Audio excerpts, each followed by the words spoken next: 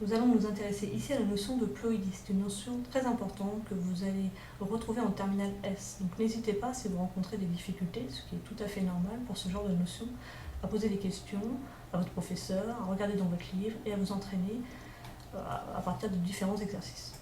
On va partir d'un document qui est un karyotype d'une cellule somatique humaine. Alors, la notion de cellule somatique, c'est quelque chose que vous avez déjà vu en seconde. Rappelez-vous, ce sont toutes les cellules de votre corps, hormis les cellules sexuelles. Donc, par exemple, ça peut être cellules de vos muscles, de votre foie, de votre pancréas, de votre peau, etc.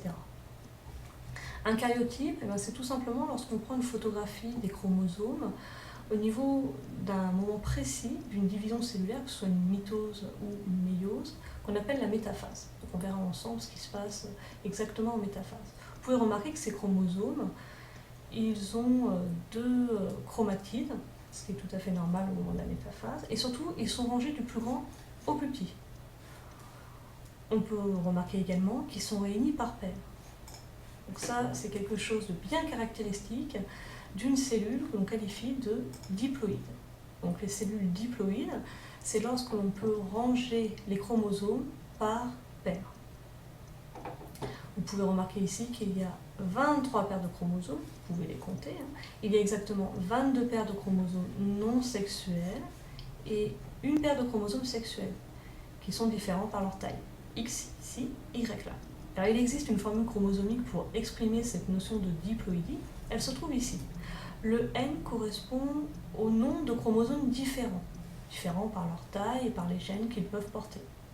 Lorsque l'on place un 2 devant ce N, cela veut dire que chaque type de chromosome différent peut être regroupé par paire. Et à droite du égal, vous mettez le nombre de chromosomes. Ici, 46. Il s'agit d'un karyotype d'un être humain. Prenons maintenant une cellule germinale.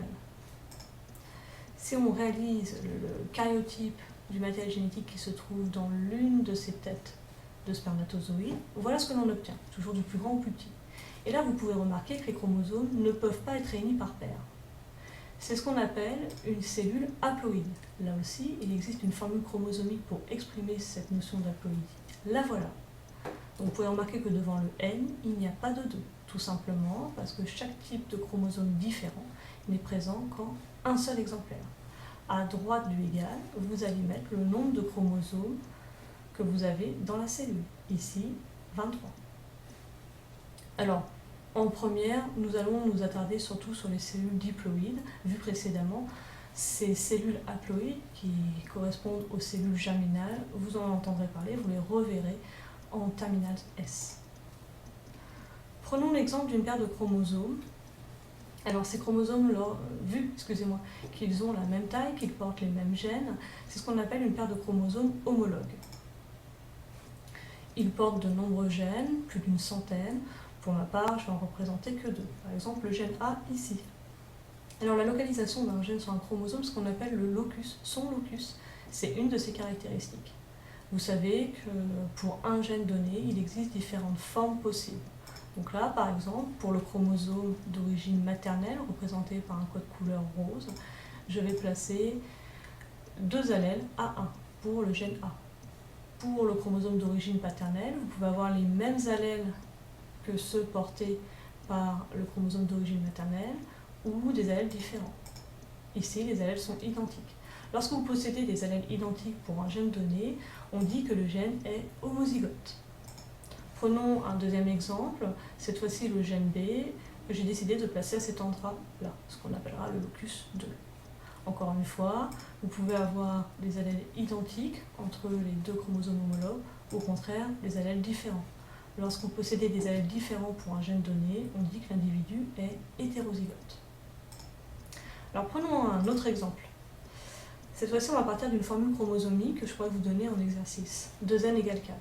Alors essayez de vous rappeler, si vous avez un 2 devant le n, cela veut dire que les chromosomes peuvent être réunis par paire.